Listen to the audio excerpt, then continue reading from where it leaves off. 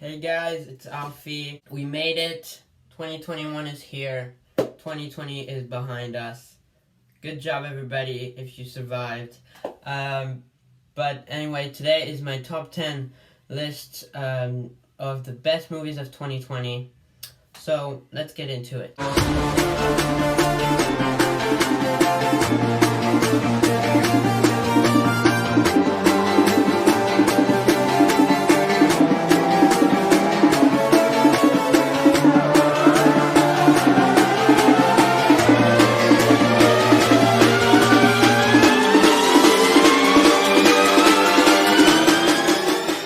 So this video is a bit late because I was trying to catch up on a lot of movies that I hadn't seen, and there are some that I haven't seen yet. So here are some of the films that might have made it on my list if I had seen them this year.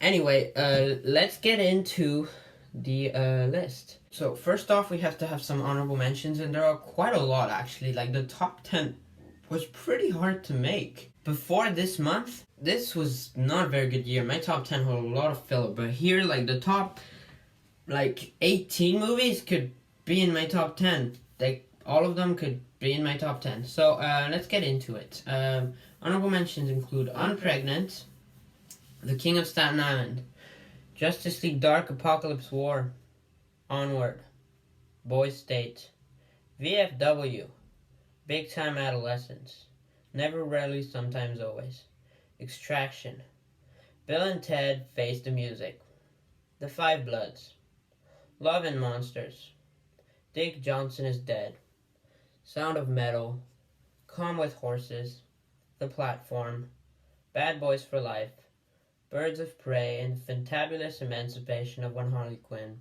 and Mank. Those are my honorable mentions. A lot of them could have definitely made it on my list. So it was a pretty good year. I got to see a lot of movies because we were quarantined, and that got me the opportunity to explore a lot more streaming services. So I got to see a bit more than what I probably would have seen if this was a normal year. So anyway, let's get into the top 10.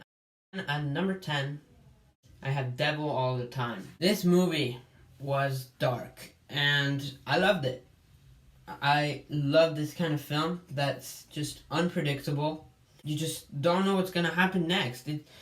No character is safe, and it can be very violent, but I really like this type of film. I think it's really my type of film because, I don't know, I like to be entertained.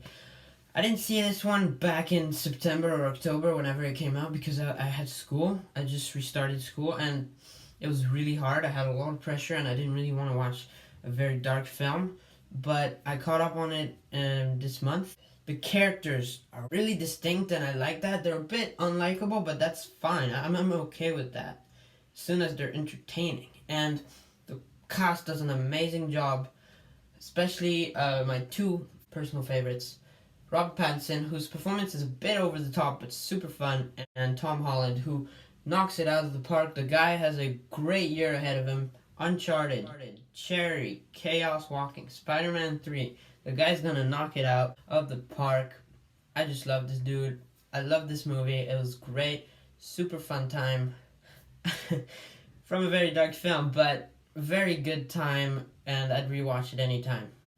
At number 9, I have Tenet. Now, I didn't watch Tenet for a while, but Tenet was really good. I was a bit afraid that I wouldn't like it, and people said it was very confusing, and I didn't want to go ahead in a confusing film, so I didn't for a while, and I wanted to see it in theaters, and then the theaters closed, and I didn't really care anymore. But this was really good. I caught up on it this month, and yeah, it was really good. The cast is really, really good. Like John David Washington, Kenneth Branagh delivers like crazy performance. Elizabeth Debicki, which is kind of the heart of the film, and Robert Pattinson, which I really, really liked in this film. He was awesome, and he had a really good character. Like, some of the characters don't have as much characterization as it probably should, but I enjoyed what they did with Robert Pattinson.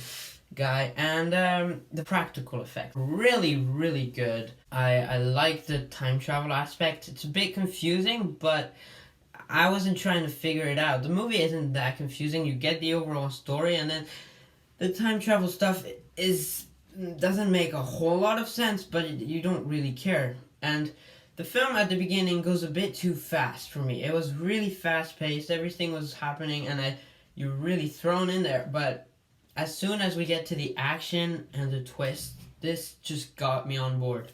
The action really good for a Christopher Nolan film, because the guy doesn't really focus on action. If you look at The Dark Knight, it's not good for its action. It's good for its characters and the themes. But this had some really good action, and overall the third act was fun, and yeah, this was a very good film that I really enjoyed. Now, number 8, I have Ma Rainey's Black Bottom. This is definitely an award film, but it's pretty accessible in my opinion. Like, the tone, it's funny and it's a bit sad at points, but it's an entertaining time, and it's not super long, so I think people will enjoy this. But this is more accessible than I thought it would be. The movie is great, the color correction is really good, the music is nice, and the dialogue is really good, but the best part about this movie, and it carries, is obviously the performances. Viola Davis commands the screen. She keeps topping herself. She is amazing in this film. But for me, it was Chadwick Boseman, which he has the award in the bag. He is gonna win Best Actor. He better win, because the guy was just so damn talented. This is his best performance by far. And he just knocks it out of the park. He has the charisma, but he also has the emotion, and he brings it all, and it's so hard watching this film knowing that this is his last performance, but that's just the way of life, and that's just how 2020 was. Number 7, Palm Springs. Palm Springs is one of the most fun times you will have watching a movie this year. This was really fun. Andy Samberg, I'm a huge fan of the guy. I love him in Brooklyn Nine-Nine. I really liked Popstar, Never Stop, Never Stopping. That was very fun. Palm Spring isn't quite as funny as Popstar, but this is very fun time. It's heartwarming, it's funny, and it's just a really good time that I think we all kind of need right now. And Andy Samberg is amazing, as he always is, but Christian Milioti, really good, and J.K. Simmons, obviously. This movie plays on the Groundhog Day trope pretty well. I thought that was really cool what it did with that, and yeah, this is a very fun film, so I suggest you all check it out. I saw it twice, and the second time it wasn't as good as the first, but damn, this film. At number 6, I have Happiest Season. This is the most fun time I had watching a movie this year. Yeah, it is. Happiest Season is just so good. It's funny, but it's also had some really powerful moments that might get you to tear up. The cast is amazing. Kristen Stewart, Daniel Levy, they're all really good and really fun. And this is just a very pleasant film, you know? The family is a bit mean to Kristen Stewart's character, and I think that's really where the film kind of falls, but this was really good, in my opinion. Really good. At number 5, I have The Invisible Man. Now, this is one I caught up on this month as well, and it was really good. I'm not a big horror guy, but this is probably one of my favorite horror films I've seen, just because the way it mixes sci-fi and action, and it's just so cool.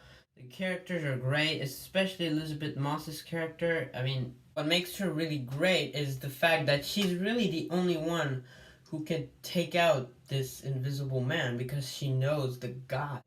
So I thought that was really cool. The movie is super well shot, has an amazing score, and yeah, it's just very cool film that I would pleasantly rewatch.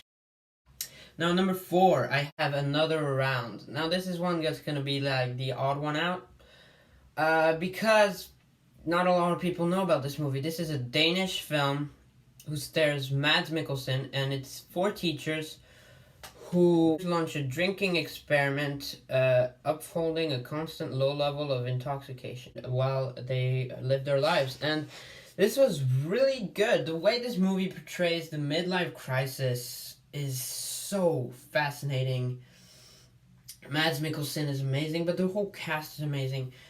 The ending scene is so good and has a good soundtrack. It's well shot, but my favorite part of this film is seeing how this alcohol and this everything and the midlife crisis, how everything factors into these four teachers' lives and how they interact with the people in their lives, their students, their kids, their wives.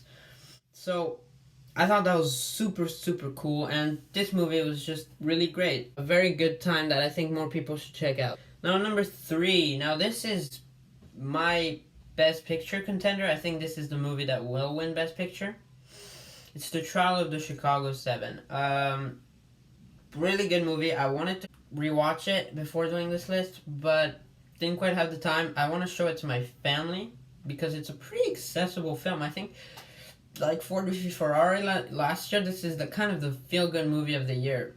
But it does have some really intense scenes, some really good dialogue. The cast is amazing. Some of my favorite performances of the year between Sacha Baron Cohen, Eddie Redmayne, and my personal favorite, and I think he should win Best Supporting Actor, Mark Rylance. The guy just knocked it out of the park for me. But the cinematography is great. I love the editing, and yeah, this was just a very good film. It's not my personal favorite just because, but this was really good. Now, coming in at number 2, my top 2 are both animated movies, which is good because last year the animated movies were not that good. We had a lot of franchise animated movies like Toy Story 4, How to Train Your Dragon, The Hidden World, and those were good, but we didn't have any original movies apart from Klaus, which were really good. But this year we got 2 really, really good ones, and my number 2 is Wolfwalkers. These 2 are gonna be battling for ages, but right now Wolfwalkers is number 2. The animation in this movie is gorgeous. It's a bit distracting at points, but it's beautiful. The story is simple, which lets you focus on the rest. The father-daughter relationship is beautiful.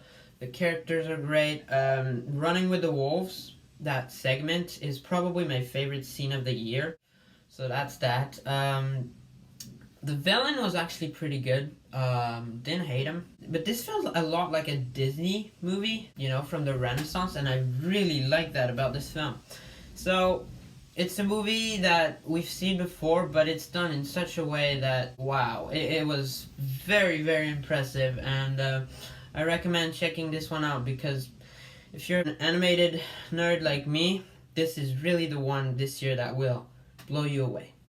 Coming in at my number 1 now is Soul. I was a little disappointed with this film when I first saw it, but I rewatched it just like I rewatched Wolfwalker within a week. But this was a bit disappointing because I think the movie doesn't have the humor that it probably should have, and it doesn't have the adventure.